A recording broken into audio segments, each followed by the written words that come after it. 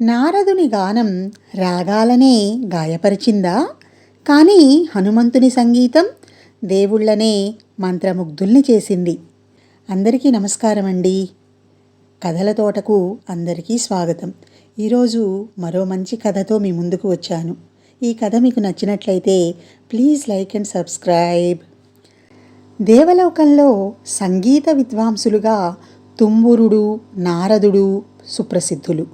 తుంబురుని వద్ద కళావతి అనే వీణ ఉండేది. నారదుడి వీణ పేరు మహతి. ఇద్దరూ ముల్లోక సంచారం చేసేవారు. ఇంద్రాది దేవతలను తమ గానంతో, వీణానాదంతో అలరించేవారు. మహావిష్ణువును స్తుతిస్తూ కీర్తనలను గానం చేసేవారు. తమ గానానికి దేవతలు పొగుడుతూ ఉండడంతో ఇద్దరికీ గర్వం పెరిగింది. ఎవరు గొప్ప అనే విషయంలో ఇద్దరికీ మనస్పర్ధలు మొదలయ్యాయి. ఎవరు గొప్పో సాక్షాత్తు మహావిష్ణువు వద్దే తేల్చుకోవాలనే పట్టుదలతో తుంబురుడు, నారదుడు ఇద్దరూ నేరుగా వైకుంఠానికి వెళ్ళారు. పోటాపోటీగా గానం చేశారు. నారదుడు తనకు ఎంతటి భక్తుడైనా విష్ణువు మాత్రం తుంబురుని గానానికి పరవశుడై అతడిపై పొగడ్తల వర్షం కురిపించాడు. నారదుడు చిన్నబోయాడు. సంగీతంలో గొప్ప విద్వత్తు సాధించడానికి ఏం చేయాలంటూ విష్ణువునే సలహా అడిగాడు. గానబంధు అనే గుడ్లగూబ వద్ద సంగీతం నేర్చుకోమని సూచించాడు విష్ణుమూర్తి. గానబంధు వద్ద సంగీతం నేర్చుకున్న నారదుడు సంగీత సమరానికి సిద్ధం కావాలంటూ తుంబురుడిని సవాలు చేసేందుకు అతడి నివాసానికి వెళ్ళాడు. అక్కడ గాయపడ్డ స్త్రీలు విలపిస్తూ కనిపించారు. ఎవరు మీరు అని ప్రశ్నించాడు నారదుడు. నీ గానంతో గాయపడ్డ రాగాలం మేమంతా అని బదులిచ్చారు వారు. ఇక్కడికెందుకు వచ్చారు అని ప్రశ్నించాడు నారదుడు. తుంబురుడు గానం చేస్తే స్వస్థత పొందుతామని వచ్చాం అని బదులిచ్చారు. ఆ సమాధానంతో చిన్నబోయిన నారదుడు ఈసారి సంగీతం నేర్చుకోవడానికి శ్రీకృష్ణుడి పెద్ద భార్య రుక్మిణీదేవిని ఆశ్రయించాడు. ఆమె శిక్షణలో సంగీతంలో అపార విద్వత్తును సాధించాడు.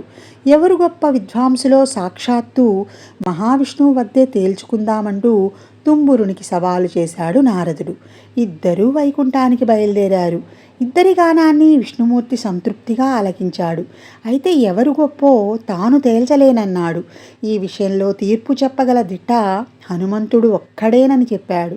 దీంతో దేవతల సమక్షంలో పోటీ ఏర్పాటుకు సిద్ధమైన తుంబుర, నారదులిద్దరూ హనుమంతుని వద్దకు వెళ్ళారు. హనుమంతుడు న్యాయ నిర్ణేతగా రాగా దేవతల సమక్షంలో పోటీ ఏర్పాటైంది. మొదట తుంబురుడు వీణ వాయిస్తూ గానం చేశాడు. తుంబురుడి సంగీతానికి దేవతలందరూ మంత్రముగ్ధులయ్యారు. లోకమంతా చేష్టలుడిగి సంగీతంలో లీనమయ్యింది. తుంబురుడు తన గానాన్ని ఆపిన తరువాత నారదుడు ప్రారంభించాడు. మహతిని మీటుతూ గానాన్ని సాగించాడు.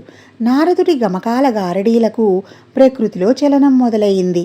తుంబురుడి గానానికి గడ్డకట్టిన సముద్రాలన్నీ తిరిగి కెరటాల హోరుతో సహజత్వాన్ని సంతరించుకున్నాయి. నింగిలో నిలిచిపోయిన విహంగాలన్నీ స్వేచ్ఛగా ఎగరసాగాయి. ప్రకృతిలో జీవకళ ఉట్టిపడసాగింది. దేవతలందరూ తన్మయత్వంతో తలలూపుతూ ఉన్నారు. నారదుడు తన గానాన్ని ముగించడంతో వారందరూ తేరుకున్నారు. హనుమంతుడి తీర్పు ఎలా ఉంటుందోనని ఆత్రంగా చూడసాగారు అందరూ. ఇద్దరూ సమఉజ్జీలుగానే ఉన్నారు. ఇంకో పరీక్ష పెడతాను, మీ వీణలు ఇలా ఇవ్వండి అడిగాడు హనుమంతుడు. ఇద్దరూ తమ వీణలను హనుమంతుని చేతికి అందించారు. హనుమంతుడు 2 వీణలను తీసుకొని రెండింటిలోని చెరో మెట్టును ఊడదీసి వారికి తిరిగి ఇచ్చాడు. ఇప్పుడు వీణ వాయిస్తూ గానం చేయండి అన్నాడు. దీంతో తుంబుర, నారదులిద్దరూ అసహనానికి గురయ్యారు. వీణలో అన్ని మెట్లు ఉంటేనే కదా వాయించగలం, చెరో మెట్టు తీసేసి ఇప్పుడు వాయించమంటే ఎలా అని అడిగారు. హనుమంతుడు చిరునవ్వు నవ్వాడు. ఎదురుగా కనిపించిన ఒక వెదురు బొంగును తీసుకుని దాన్ని చీల్చాడు. దానికి తీగలు తగిలించాడు. ఎలాంటి మెట్లు లేని వీణను తయారు చేశాడు. ఇక దానిని వాయిస్తూ గానం చేయడం మొదలుపెట్టాడు. మంద్రంగా మొదలైన స్వరఝరి క్రమంగా ఉధృతి అందుకుంది. ఆ గానానికి వైకుంఠం నుంచి మహావిష్ణువే పరుగు పరుగున అక్కడికి వచ్చినా అతడి రాకను గుర్తించలేనంతగా అక్కడి దేవతలందరూ తన్మయులయ్యారు. హనుమంతుడు తన గానాన్ని ముగించిన తరువాత తుంబురుడు, నారదుడు ఇద్దరూ సంగీతంలో తమ విద్వత్తు ఇంకా పరిపూర్ణం కాదని అంగీకరించారు. హనుమద్గానంతో తమ కళ్ళు తెరుచుకున్నాయన్నారు. వారి మాటలతో బాహ్యస్పృహలోకి వచ్చిన దేవతలు అక్కడకు వచ్చిన మహావిష్ణువును గమనించారు. ఆయన అభిప్రాయం కోరారు.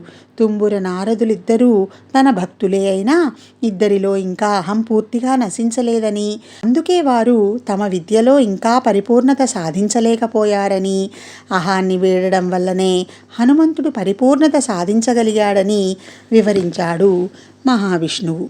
అహం ఉన్నంతకాలం ఏ విద్యలోనూ పరిపూర్ణత అనేది లభించదు. అహం విడనాడితేనే పరిపూర్ణత సాధ్యం.